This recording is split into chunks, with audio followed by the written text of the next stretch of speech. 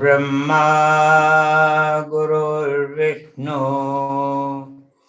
गुरुर्देवो महेश्वरः गुरु साक्षात् परब्रह्म तस्मै श्री गुरुवे नमः।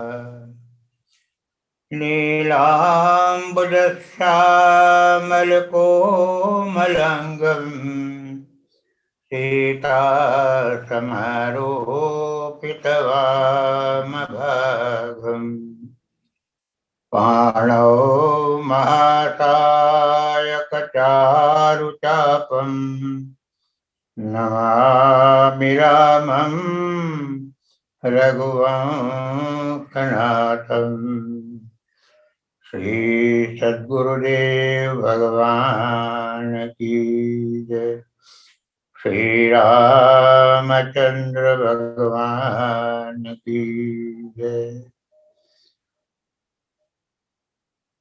परम पूज्य श्री सद्गुरुदेव भगवान के प्रवचनों में से कुमुदी बेन पजवाणी ने जो संकलन किया है उसके श्री सद्गुरु सन्निधि के पंचम भाग से हम आज विषय को जो उठा रहे हैं वह पाप और पुण्य का है। पृष्ठ 88 पर जो गुरुदेव भगवान ने कहा है उसको हम अब आगे पढ़ते हैं। सब कोई पाप पुण्य शब्द से खूब परिचित है। जब से व्यक्ति होश संभालता है यानी समझने लगता है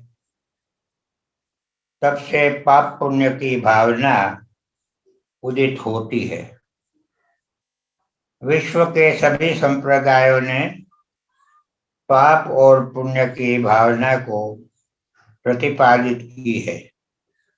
पाप क्या है अर्थात क्या करना निषेध है, और पुण्य क्या है अर्थात क्या करना चाहिए और क्या करना निषेध है।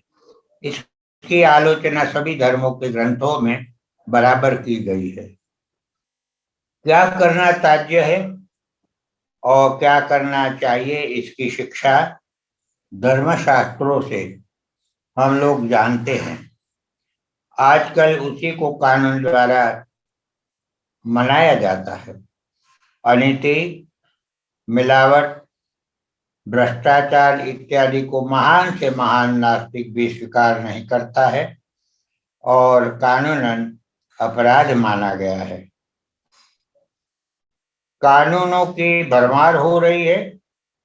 लोग उतने ही ज्यादा नीति भ्रष्ट और कर्तव्य भ्रष्ट हो रहे हैं। बाहोश वकील अधर्माचरण की और अनीतिमान को भी कानून के हाथों से छुड़ाने में कामयाब हो जाता है। लेकिन इतना अवश्य याद रखना कि यहाँ की कोर्ट से तो बच निकलोगे, फिर भी ऊपर वाले की कोर्ट में से कदापि बच नहीं पाओगे। वहां कितने भी बाहोश वकील कितने ही कानूनों की जिक्र करेंगे तो भी पाप आखिर में पाप ही माना जाएगा और पुण्य पुण्य ही माना जाएगा। क्योंकि जो ऊपर वाला न्यायाधीश है वह सर्वसमर्थ, सर्वकाल, सर्वांतर्यामी है और सर्वतंत्र, संपूर्ण स्वतंत्र एवं समर्थ है। यह निश्चित मानो वह छोटे से छोटे कुकृत्य का अवश्य देगा ही। पुण्य कर्म की व्याख्या करते हुए गुरुदेव कहते हैं, लाभ की अपेक्षा नहीं रखते हुए या लौकिक कीर्ति की कामना नहीं रखते हुए केवल आत्मैक्य के समभाव से, प्रेम भाव से, मन क्रम वचन की प्राप्त शक्ति के अनुसार जो कुछ भी सत्कर्म, सद्भावना, सद्वचन, सद्विचार आदि होते हैं, वही पुण्य है। जो यथार्थ सत्य दर्शन व अनुभव से सुखानुभूति होती है, वही यथार्थ सुख प्राप्ति है। अपनी जैसी सुखानुभूति औरों को भी प्राप्त हो, ऐसी उदार भावना से अनुकंपित कर औरों को सद्भाव देना, सद्बोध देना, सन्मार्ग पर आरूढ़ करना आदि पुण्य कर्म है और परम आवश्यक कर्म है। जन्म, मृत्यु, जरा व्याधि के अनेक दुखों का विचार करने पर अंतःकरण की पाप वृत्ति कमजोर पड़ती है और इससे शुभ वृत्तियों की पुष्टि होने पर धीरे धीरे पाप कर्म छूटते हैं। पाप के अर्थात अशुभ कर्म के संस्कार जल्दी छूटते नहीं हैं। विचार से विवेक और वैराग्य होने पर ही अशुभ में से निवृत्ति और शुभ में प्रवृत्ति होती है। प्रवृत्ति मार्ग अपनाकर धनहीन दशा में पुरुषार्थ से रहना पाप है, परंतु अधर्म मार्ग से पैसा कमाना यह इससे भी बढ़कर महान पाप है। धर्म के विरुद्ध का आचरण अवश्य ही विपरीत फलदायी होता ही है। यह पाप निश्चित ही भोगना ही पड़ता है। आगे सत संपत्ति ही सच्ची संपत्ति है, उस प्रकरण में, उस विषय में पूज्य गुरुदेव हमें समझाते हैं। स्थूल धन, सोना रूपा की संपत्ति को ही संपत्ति मानना यह बुद्धिमानी नहीं। सही और सच्ची संपत्ति तो मनुष्य की शक्तियां ही है। इसलिए श्रम, दम, तितिक्षा आदि को तथा अभय, सत्व संशोधि आदि सद्गुणों को व शक्तियों को संपत्ति मानी गई है। साहस, धैर्य, स्थिर बुद्धि और विचारशीलता आदि सद्गुण मन महान सामर्थ्य वाली अमोघ संपत्ति है। चाहे कितनी भी विषम परिस्थिति में बिल्कुल शोभित न होकर अपने कर्तव्य व जिम्मेवारी का पक्का ठोस निश्चय कर लेने वाले वीर, धीर व वास्तव में सदा सर्वदा संपत्तिवान है, ऐसा मैं मानता हूँ। यदि ये संपत्ति नहीं है तो स्थूल धन संपत्ति कदापि प्राप्त नहीं होती है। इतना ही नहीं, प्राप्त धन संपत्ति भी कदापि टिकती नहीं है।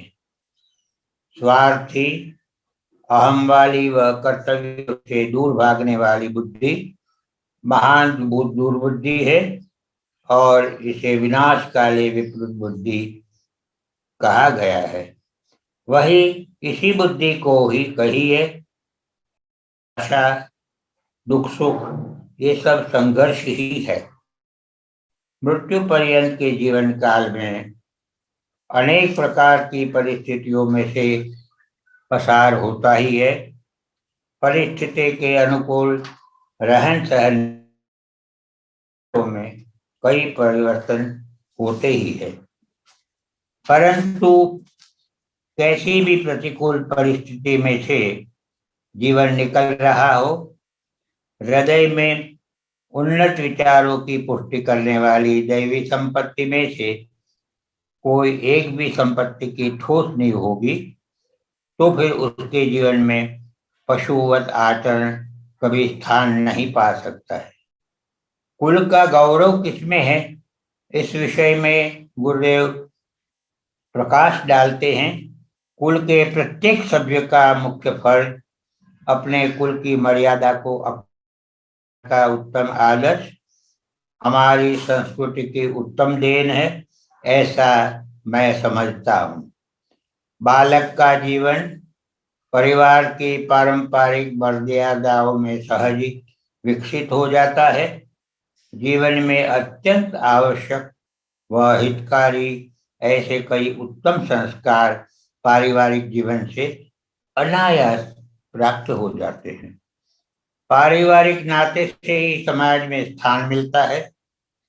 परिवार के सभ्यों के साथ में रहने से व्यापार की, कारोबार की दक्षता प्राप्त होती है और परिवार की उन्नत परंपरा हमको गौरव देती है। इसीलिए हमारे कुल मर्यादा का, हमारी परंपरा के गौरव का ख्याल रखना चाहिए और उसको नष्ट नहीं होने दो। तुम्हारा कर्तव्य है कि जितना गौरव तुमको परंपरा में मिला है उतना गौरव तो अपने पीछे की पीढ़ी को सौंप के जाओ। गौरव को बढ़ा नहीं सकते हो तो कम से कम गौरव को घटाओ तो नहीं, जितना है उतना ही संभाल के रखो तो भी बहुत है। कुल का गौरव धन संपत्ति के ऊपर नहीं होता है। धर्म पालन के साथ कुल की प्रतिष्ठा संबंधित होती है। महाभारत में कथा है, धृतराष्ट्र विदुर जी से पूछते हैं श्रेष्ठ कुल का निर्माण कैसे होता है। विदुर जी ने कहा कि तप, दया, दान, ज्ञान, यज्ञ, ब्रह्मचर्य, अन्नदान, शुद्ध लग्न संबंध और सदा सदाचार का पालन, ये 7 गुणों के आधार से सामान्य कुल भी श्रेष्ठ कुल हो जाता है। असत्य से, अधर्माचरण से, परंतु केवल धन संपत्ति से नहीं हो सकता है। अपने कुटुंब को श्रेष्ठ बनाने की और धर्म, अर्थ, काम और मोक्ष ये चारों पुरुषार्थ से अपने कुटुंब को संपन्न करने की उन्नत अभिलाषा कुटुंब के प्रत्येक सभ्य को होनी ही चाहिए। अपनी अपनी बुद्धि को, शक्ति को, योग्यता को कुल की श्रेष्ठता को पुष्ट करने में लगा देनी चाहिए। ऐसी उत्साह युक्त मानसिक भावनाओं और स्थिति कुल की श्रेष्ठता का कारण है। दूसरों के लिए मन बिगाड़ना नहीं। गुरुदेव कहते हैं बिना नीति का कारोबार करने से, धर्म रहित कुसाधनों से, अयोग्य साधनों से धन प्राप्त करने से, अभिमान सहित उत्कृष्ट धर्म कार्य करने से और विवेक रहित विद्या पढ़ने से, विषयों के संग से, सन्यासी, विरक्त या मुनि, बुरी सलाह से सब कोई, मान बढ़ाई से, ज्ञान मदिरापान से, लज्जा, मर्यादा, नम्रता, विनय नहीं होने से, प्रेम, प्रीति और अहंकार मद से गुणों के समूह बहुत ही अल्पकाल में नष्ट हो जाते हैं। इसे पुनरावर्तन करते हैं। विषयों के संग से, सन्यासी, विरक्त या मुनि, बुरी सलाह से सब कोई, मान बढ़ाई से ज्ञान, मदिरापान से लज्जा मर्यादा, नम्रता, विनय नहीं होने से, प्रेम, प्रीति और अहंकार मद से गुणों के समूह बहुत ही अल्पकाल में नष्ट हो जाते हैं। शांति और आनंद चाहते हो तो सदा स्मरण में रखो कि इंद्रियों के भोगों से शांति कदापि नहीं मिलेगी। ईश्वर भजन से ही शांति मिलेगी। ईश्वर की सेवा से संतोष मिलेगा। वही संतोष तुम्हें आनंद पहुंचाएगा। प्राणी मात्र के रूप में ईश्वर तुम्हारे अत्यंत निकट ही। सबकी प्रेम पूर्वक सेवा करो, सहायता करो, सबको सुख पहुंचाने की चिंता रखो और किसी को भी मैं दुख का निमित्त न हो जाऊं ऐसी चिंता सतत रखो। चाहे कैसा भी दुख आ जाए, कभी दूसरों के हित का विचार मत करना। दूसरों के हित का विचार ख्याल बराबर रखना चाहिए। एक दूसरों की भूलों को सहन करके सुधार लेना चाहिए। एक दूसरे के प्रति सहिष्णुता होनी चाहिए। जो असत्य बोलता है वह भगवान का द्रोही है। जो अनीति अधर्म का अनुसरण करता है उसे भगवान बराबर जानते हैं। तुम जानते हो तो क्या भगवान उसे नहीं जानते होंगे? मतभेद, विचार भेद व रुचि भेद को लेकर कुछ दुख हो जाता है, तब प्रथम परस्पर स्नेह पूर्ण रीति से बातचीत करके उस दुख का समाधान कर लो। अगर ऐसे प्रयत्न करने पर भी समाधान न होवे तो फिर उसकी चिंता नहीं करना और उसकी ओर सर्वथा उदासीन हो जाना। भगवान नाम जाप करना और भगवत चिंतन करना, तात्पर्य कि मन को ध्येय में लगाए रहना, दूसरों के लिए मन बिगाड़ना नहीं, क्षोभ नहीं होने देना। राउरकेला में 2/8/62 को श्री गुरुदेव के साथ कुमुदी बेनी कहती है कि वह नानी बहन राउरकेला के लिए निकले। 8/8/62 शांति कुमार राजा के यहाँ श्री गुरुदेव की सन्निधि में बहुत से कवि जनों का कवि सम्मेलन हुआ। बेधड़क बनारसी काका, नीरज आदि कवियों ने अपनी शीघ्र कवित्व कला व सामर्थ्य से नवों रसों का दर्शन कराया। श्री गुरुदेव बहुत खुश होते रहे। पश्चात श्री गुरुदेव ने कहा कि पड़े पड़े खाट पर हंस रहे थे अपने प्यारे चेलन में, आँख खुली तो बना बैठा था कवियों के सम्मेलन में। कविता भी एक बीमारी है, बिना भाग नहीं आती है, खाना पीना सब कुछ छूटे जिसको यह लग जाती है। आगे गुरुदेव ने कहा, यह विचारोगे तो भगवान के प्रति प्रेम श्रद्धा उदय हुए बिना नहीं रहेंगे। बाद में श्री गुरुदेव ने कहा, यदि विचारोगे तो भगवान के प्रति प्रेम श्रद्धा उदय हुए बिना नहीं रहेंगे। देखो तो प्रकृति का सारा कारभार नापा तोला और क्रमबद्ध है। इस बात का पक्का प्रमाण है कि प्रकृति का निर्माण करने वाला कितना सामर्थ्यवान और ज्ञानवान है। प्रकृति का नियम तो देखो कितनी सूक्ष्मता से बराबर नियमन करता है। अलग अलग प्रकार की विभिन्न योनियों में कितने कितने प्राणी रोज उत्पन्न होते हैं, रोज मरते हैं। चाहे जिस किसी को भी योनि में प्राणी का जन्म हो, प्रकृति का यह नियम अटल है। जो शरीर जितने काल में सर्वांग पूर्ण विकास विकसित होगा, वह उसी काल से 4-5 गुने काल पर्यंत तक जीवित रहेगा। जैसे कुत्ता अपने जन्म के दूसरे ही साल में युवा हो जाता है और उसकी आयु मर्यादा 8-10 वर्ष की होती है, उसी प्रकार मानव शरीर 20 वर्ष की आयु होने पर ही संपूर्ण विकसित होता है और उसकी आयु मर्यादा 80 से 100 वर्ष की तक की होती है। और भी एक आश्चर्यकारक नियम देखो, गर्भाधान के बाद 10 महीने में मानव शरीर का पूर्ण संकलन वाला गठन माँ के उदर में होता है। यह तो सब जानते हैं। वही मनुष्य शरीर की प्राकृतिक मौत का समय जब आवेगा, तब मौत के पहले के 10 मास के समय में उस शरीर के गठन व संकलन में विघटन होने लगता है। जिस क्रम में गठन होता है उसी क्रम से गठन छूटने लगता है। मांस, मज्जा, रुधिर, नाड़ियां, जोड़ इत्यादि का गठन छूटने लगता है।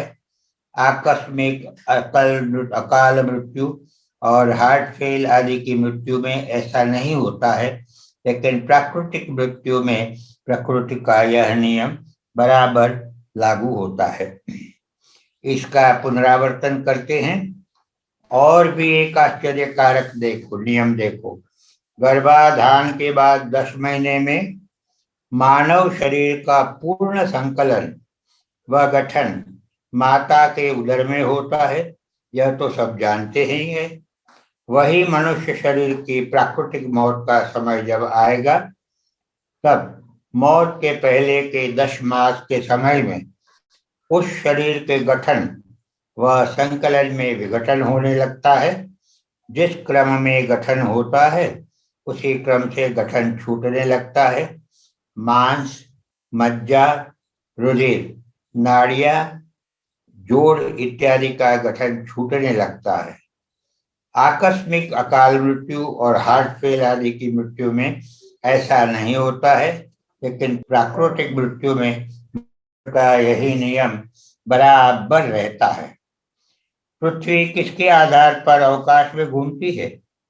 सूर्य भगवान प्रत्येक पल में हजारों लाखों टन तेज किरणों की वायु प्रवाहित रखते हैं और अखंड धारा प्रवाह से नियम पूर्वक सूर्योदय से सूर्यास्त पर्यंत प्रकाश देते हैं।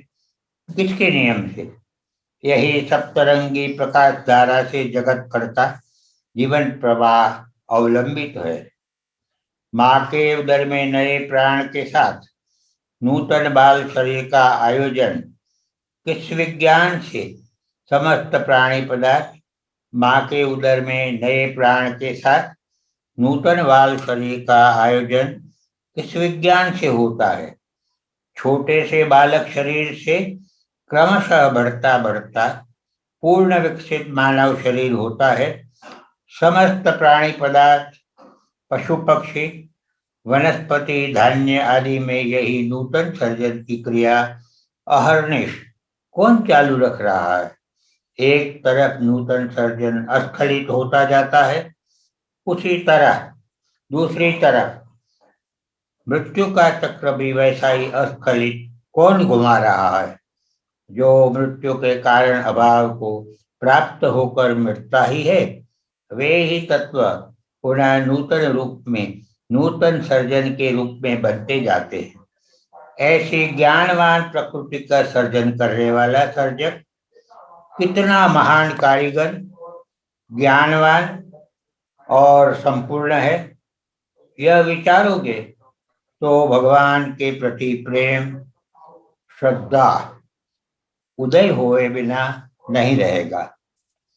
प्रवचन में गुरुदेव कुछ इलाज बता रहे हैं, चेचक, फोड़ा, नासूर के इलाज के बारे में, और जिनको आवश्यकता हो उन्होंने पुस्तक से पढ़कर इसे नोट कर लेना चाहिए।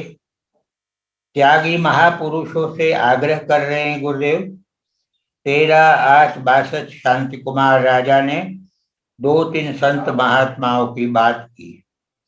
यहाँ राउरकेला में जो स्टील प्लांट था, वहाँ शांति कुमार राजा महत्वपूर्ण पद में आसीन थे और गुरुदेव के शिष्य थे।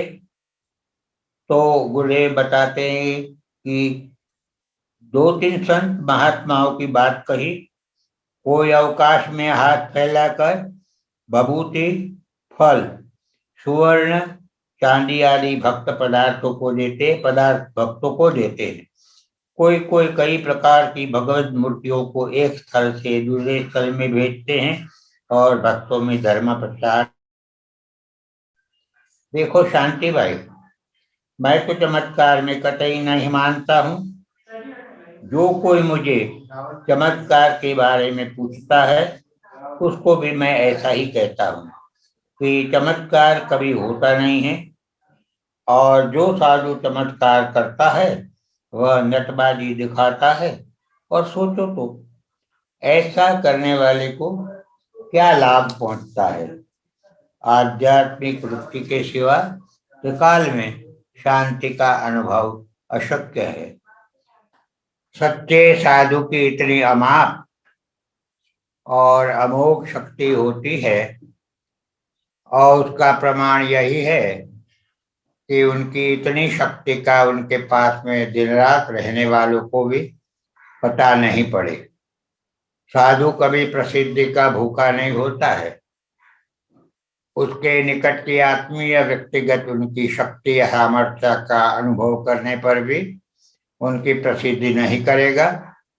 यदि प्रसिद्धि करता है तो उसी क्षण से वह आत्मीय नहीं रहता है। साधु होकर प्रसिद्धि क्यों, किस लिए, जरूरत ही क्या है? परकार्याणि साधयति इति सो साधु। देश में कितने लोग बीमार, बेकार, अर्ध भूखे, अर्धनंगे हैं। इतने चमत्कारी महान सामर्थ्य वाले संत महात्मा इन पीड़ित व त्रस्त लोगों के अनाज के बोरे निकाल कर क्यों नहीं देते हैं? पैसे कपड़ों के ढेर क्यों नहीं कर देते? मन के अशुभ संकल्पों का वायुमंडल में असर पड़ता है। प्रकृति के विधान अटल होते हैं। जैसा किया जाता है वैसा ही परिणाम प्राप्त हो जाता है। प्रकृति के विधान में व नियमन में हस्तक्षेप करना अनधिकार चेष्टा है, ऐसा साधु मानता है। साधु अपने सामर्थ्यानुसार प्रकृति के विधान भोगते हुए जीवों का सुख पहुंचाने का केवल प्रयास करता है। असत्य का प्रचार व प्रसार ऐसा कर्म है जो अपने ध्येय से विपरीत मार्ग पर ले जावे। ऐसे संपर्क से दूर रहना, असत्य का अस्वीकार न करना, यह सत्यानुसरण का मार्ग है। जिसको हमने अयोग्य माना है, समझा है, वैसे मनुष्य को, बात को व प्रवृत्ति को सहयोग कदापि नहीं देना। असत्य के परिबलों में एक रूप बनकर उसको फैलाना नहीं चाहिए। महान संत आत्मदर्शी होने के कारण जनता के नैतिक स्तर का विकास करने में समर्थ है और उसका यह आवश्यक धर्म भी है। त्यागी महापुरुषों में से सभी ने आग्रह करूंगा कि वे अपने आत्मदाल द्वारा मानव हृदय की चेतना को जागृत करें। आज सुबह शांतिभाई ने श्री गुरुदेव को कहा, गुरुदेव आप गार्ड ऑफ ऑनर की सलामी ले। श्री गुरुदेव ने कहा, परंतु आग्रहवश श्री गुरुदेव पधारे। गुरुदेव ने ना कही, परंतु आग्रहवश श्री गुरुदेव पधारे। श्री गुरुदेव ने अपनी प्रसन्नता को व्यक्त करती चिट्ठी मुझे दी। कुमुद, आज का सूर्य मेरे लिए कितना मूल्यवान है और आज की यह पूर्णिमा मुझे जीवन भर का आरोग्य दे रही है। ऐसा मानने का कारण है कि तेरी सुशीलता व अपूर्व त्यागशीलता मुझे सदैव निश्चिंत करेगी, रखेगी। इसका प्रत्यक्ष प्रमाण का सुखप्रद अनुभव आज हो गया। कमु, मुझे समझने का प्रयत्न करो। मैं आज कितना स्वस्थ हूँ यह तुझे कैसे बताऊं? मैं किसी भी दशा में तुझे छोड़ूंगा नहीं। यह पूर्णिमा चिरायु हो जो मेरे आरोग्य का दिन बने। प्राचीन भारत का ऐश्वर्य और आज की परिस्थिति 18वीं शताब्दी पर्यंत भारत के उद्योग धंधे, व्यापार, हुनर की स्थिति यूरोप और अमेरिका सहित के समस्त विश्व में पूर्ण विकसित व श्रेष्ठ थी। भारत के कपड़े की प्रसिद्धि थी। सुवर्ण के, हीरा पन्ने के जेवर, ताम्र के, पीतल के, चांदी सुवर्ण के बर्तन, मिट्टी काम, शक्कर, गुड़, तेल, इत्र, कागज, ऊनी कपड़े आदि सब मशहूर थे। लकड़ी के विविध प्रकार की उत्तम कारीगरी युक्त वस्तुएं कारीगर बनाते थे। जहाज बनाते थे, चमड़े की कई चीजें बनाते थे और शराब भी कई प्रकार की बनाते थे, जिसका उपयोग सिर्फ दवाई में ही होता था। रंग रसायन में तो भारत की अतुलनीय सिद्धि के ऊपर तो और सब देश ईर्ष्या और आश्चर्य करते थे। विविध प्रकार के पत्थरों की, कोयले की व हीरा पन्ने की, नमक की, धातुओं की खदानें भी उस काल में, अस्त्र शस्त्र बनाने के कारखाने भी थे। कला, कारीगरी और विद्याओं में भी भारतवर्ष ही श्रेष्ठ था। भरत काम, रंग काम, लक्कड़ काम, धातु, हाथी दांत, सिंह, पत्थर इत्यादि की कला कौशल्य के काम होते थे। कुम्हार के मिट्टी काम भी बढ़िया बनते थे। कागज बनता था। उस समय को जो कागज बनता था वैसा तो अभी भी नहीं बनता है। उसको जुन्नरी कागज कहा जाता था। भारत के कपड़े की प्रसिद्धि थी कि उसके तार भी दिखते नहीं थे और विश्व के ऐसे कई राजा या रानी नहीं होंगे कोई जो भारत के इस कापड़ को पहनकर खुश न हुए हो। कितने प्रकार के उत्तमोत्तम कापड़ बनते थे। हमारे कारीगर विविध नाम के कापड़ के सरपुर, कासा, कोमसा, बिटिलिया, सतोपासा, टसर, हबा, गंगित की और भी विशेषण सहित के नाम मशहूर थे। बहता पानी, बीनी हवा नाम का कापड़ बहुत प्रचलित था। ढाका की मलमल की आज भी ख्याति है। तत्वज्ञान व योग क्रियाओं में प्रकांड प्रगल्भ ज्ञाता व पंडित उस काल में थे। ईसा मसीहा और कई कितने परदेशियों ने भारत में रहकर हमारे पंडितों से ये सब का ज्ञान प्राप्त किया जाए। ऐसे ऐसे सब प्रकार के ऐश्वर्यों से संपन्न भारत के वैभवों का नाश अंग्रेजों के पदार्पण से शुरू हुआ। अन्न वस्त्र के लिए दुखी होना, यह तो उस समय कल्पना के परे की बात थी। मासिक 1 रुपया में तो गृहस्थी का पूरा कारोबार व्यवहार सुखपूर्वक आसानी से होता था। किसी को अन्न वस्त्र विहीन को इच्छा पूर्वक देखना चाहो तो भी देखने को नहीं मिलता था। अंग्रेजों की सत्ता का प्रभाव देखो। भारत का वैभव घटता ही गया और आज इसी का परिणाम यहाँ तक है कि बिना अन्न वस्त्र के भूखे मरते हुए शरीर पर टूटे फूटे चिथड़े वाले अर्धनंगे भूखे लोग हमारे सामने हैं। जिनमें त्याग नहीं, वह देश का भला क्या करेगा। जो उस वक्त विश्व में भारत में जो शिक्षित समाज था, जो राजनीति से राज्य के कारभार में अपना दखल रखते थे, उनके बारे में गुरुदेव कह रहे हैं कि जिनमें त्याग नहीं, वह देश का भला क्या करेगा। मेरे ख्याल से तो ऐसा है कि आजादी के पश्चात नीति, प्रामाणिकता व देश हित की भावना का अत्यंत ह्रास होता जा रहा है। आज भले इतना दिखने में नहीं आ रहा है, लेकिन 10-12 वर्ष के बाद सब लोग त्राही त्राही पुकारेंगे। लोभ और सत्ता लोलुपता का कोई माप नहीं रहेगा। ये वस्तु ऐसी ही है, खाने पीने की, घूमने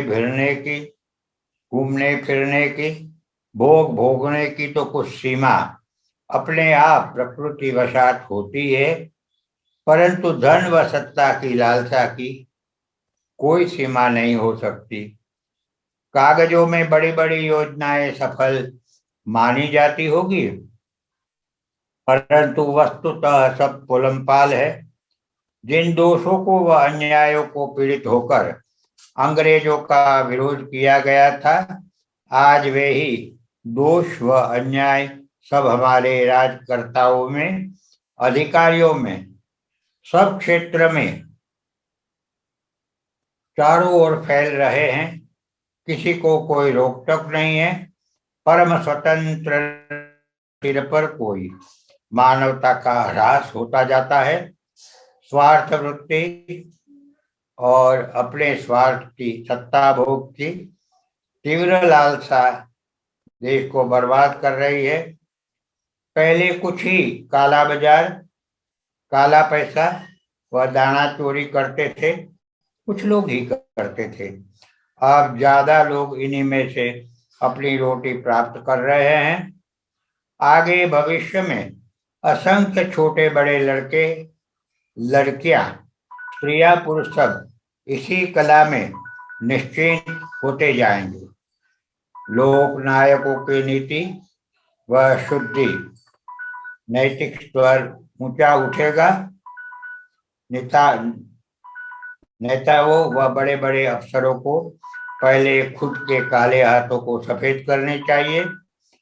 रुपये के लिए अपनी नीति को छोड़ देता है, सिद्धांतों को छोड़ देता है, वह क्या देश सेवा करेगा। जिनमें त्याग नहीं, वह देश का भला भी क्या करेगा। समाज व्यक्तियों से बनता है, इसलिए व्यक्ति के जीवन में ही परिवर्तन होना चाहिए, तब ज्यादा व्यक्तियों में होगा, फिर देश में अच्छा परिणाम निकलेगा।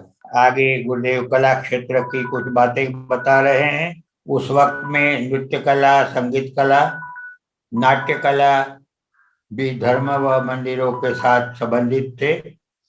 भरत मुनि ने नाट्य शास्त्र में नृत्य शैलियों का विस्तृत वर्णन किया है। नृत्य कला कितनी प्राचीन है यह कहा नहीं जा सकता है। भरतनाट्यम, कथकली, मणिपुरी, कथक इत्यादि कई शैलियां हैं। पहले हर कन्या को ललित कलाओं की शिक्षा बराबर दी जाती थी। मुगलों के अत्याचार के कारण कन्याओं की कम उम्र में ही लग्न संस्कार होने लगे। परिस्थिति वशात रहन सहन, शिक्षा आदि में बहुत परिवर्तन हो गया। अभी 40-50 साल से नृत्य की शिक्षा दी जाती है। नृत्य का शुद्ध शास्त्रोक्त स्वरूप अब नहीं है। कला शास्त्रोक्त शुद्ध स्वरूप में साध्य होती है, तब मनुष्य की चेतना को दिव्य व उदार बना देती है। इसी दिव्य चेतना के युक्त स्वरों में इतनी सामर्थ्य होती है कि मेघ मल्हार स्वरों से वैसे ही कंपनों का आवर्तन चारों ओर होता है और वायुमंडल में जलकण इकट्ठे होकर पानी बरसाते हैं। अर्जुन का शौर्य अतुलनीय था। वे नृत्य कला के ज्ञाता थे और उनका हृदय उतना ही संवेदनशील व शुद्ध था। उत्तरा को नृत्य कला की शिक्षा उन्होंने दी थी। उत्तरा का पाणी ग्रहण करने की प्रार्थना के जवाब में अर्जुन ने स्पष्ट कहा कि मैं गुरु के नाते पिता के समान हूँ और उत्तरा मेरी पुत्री है। सिनेमा के नृत्यों में नृत्य कला का विकृत स्वरूप जन समूह की संवेदना को विकृत कर रहा है। विकृत संवेदना से प्रजा के वीर्य का, सत्व का नाश हो रहा है। तेज व सत्वहीन प्रजा विकासशील कदापि नहीं हो सकती। उनकी कार्यशीलता विकृत होती जाती है। नृत्य शास्त्र के आदि आचार्य नटेश्वर भगवान श्री महादेव जी है और उनका प्रसिद्ध नृत्य तांडव है। प्रलय के समय शिव जी की संहारक लीला में तांडव मुख्य है। तांडव की विशेषता है कि एक प्रकार के आंदोलनों का प्रभाव संहार है और उसी के साथ दूसरे आंदोलनों का प्रभाव नूतन निर्माण है। तात्पर्य कि शिव जी के तांडव से संहार होता है, परंतु नूतन निर्माण की संवेदना के आंदोलन को भी वे अभिव्यक्त करते हैं, जिससे पुनः एकोहम बहुश्याम होता है। कला कला के लिए हो तो उत्तम, उत्तम कला वही है जिसके द्वारा कला निधि का ज्ञान होवे। शुद्ध कला की सिद्धि यही है, कला निधि का साक्षात होवे।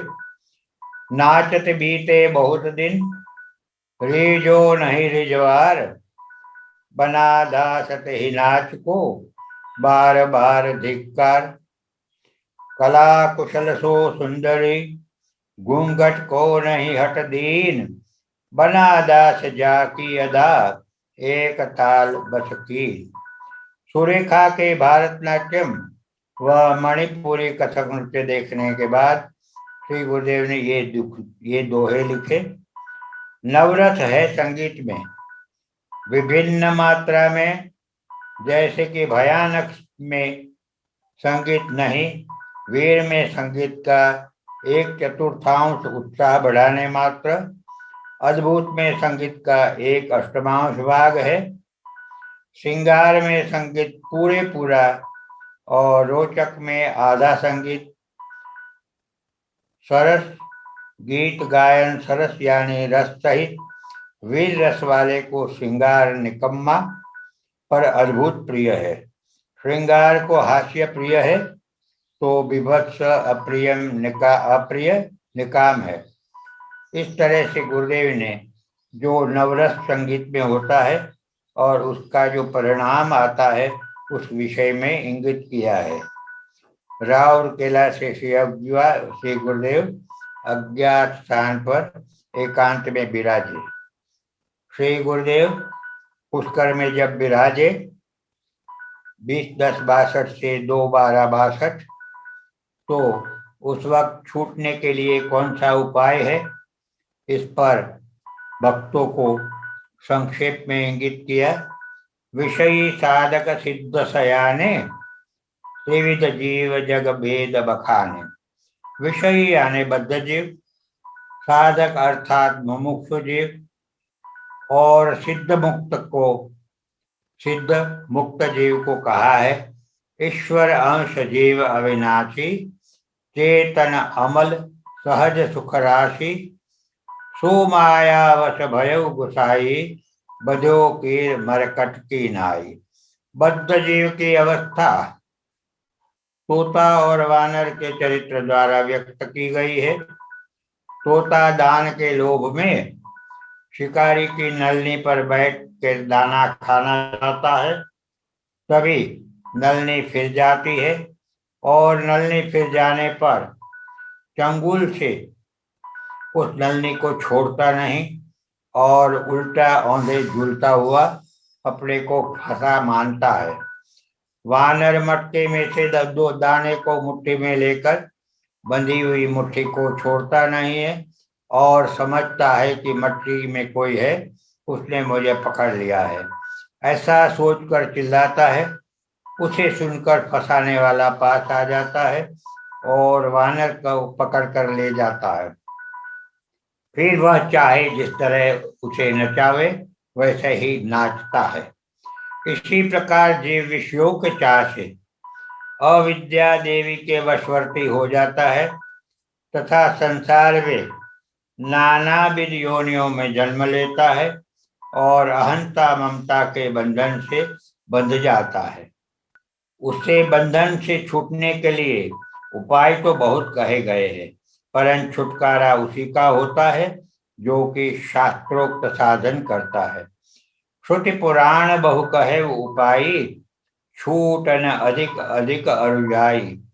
जीवात्मा अनादि चित्त स्वरूप है, सत्वादि त्रिगुण रहित है, प्रकृति से परे है, अपने ही प्रकाश से प्रकाशित है, अपनी चेतना शक्ति से संपूर्ण विश्व में समन्वित है। इस प्रकार होने पर भी जीवात्मा अकस्मात मिली हुई दैवी गुणमयी सूक्ष्म प्रकृति को पाकर लीला पूर्वक उसके साथ हो जाता है और अपने गुणों से विचित्र सृष्टि करती हुई प्रकृति को देखकर साक्षात मोहित हो जाता है, अपने स्वरूप को भूल जाता है और अज्ञ हो जाता है।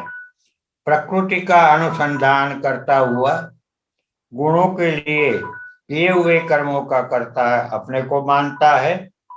अकर्ता साक्षी सुख स्वरूप समर्थ होते हुए भी जीवात्मा प्रकृति के संबंध से संसार में बंधन का अनुभव करता है और परतंत्र हो जाता है। रामायण की कुछ चौपाइयां उद्धृत करते हुए पूज्य गुरुदेव बता रहे हैं, जड़ चेतन ही ग्रंथि पर गई, यद्यपि मृषा छूटत कठिनाई, तब जब ते जीव भयउ संसारी, छूट न ग्रंथि न होई सुखारी, श्रुति पुराण बहु कहे उपाई, छूट न अधिक अधिक अरुजाई, जीव हृदय तम मोह अभिषेकी, ग्रंथ छूट किमि परय न देखी। अर्थात चित्त अचित पुरुष और प्रकृति का विवेक यथार्थ ज्ञान न होना यही बंधन है। पुरुष के प्रकाश से प्रकृति चेतना सी भासती है, प्रकृति के संबंध से पुरुष जड़वत भासता है। इसको ही चित्त जड़ ग्रंथि कहते हैं। यह ग्रंथि यद्यपि मृषा है तदापि छूटना कठिन है। जिसको इस संसार में भय हो और अपने को निश्चय हो कि मैं बंधन में हूँ, उस जीव को मुमुक्ष जीव कहते हैं। इस बंधन से कब छुटकारा पाऊंगा तथा छूटने के लिए उपाय कौन सा है? साधन के स्वरूप को यथार्थ निश्चय करके साधन में लग जाए अथवा गुरु के समीप जाकर प्रश्न करे कि महाराज संसार से मेरा छुटकारा कैसे होगा। जैसे कि गीता जी में अर्जुन ने कहा है, कार्पण्य दोषोपहत स्वभाव, पृच्छामि त्वाम धर्म सम्मूढ़ चेता। मुमुक्ष जीव के लिए मुक्ति के मार्ग शास्त्र में दो बताए हैं, एक ज्ञान मार्ग, दूसरा भक्ति मार्ग। भगवान के दर्शन से जिसको अपने शुद्ध स्वरूप का भान हो गया है वह मुक्त जीव है। अब यहाँ समय की मर्यादा भी है। आज हम यहाँ अपने वाणी को विश्राम देते हैं और गुरुदेव की अमृत वाणी कल के सत्र में लेंगे। सबको सादर जय सिया राम, जय भगवान।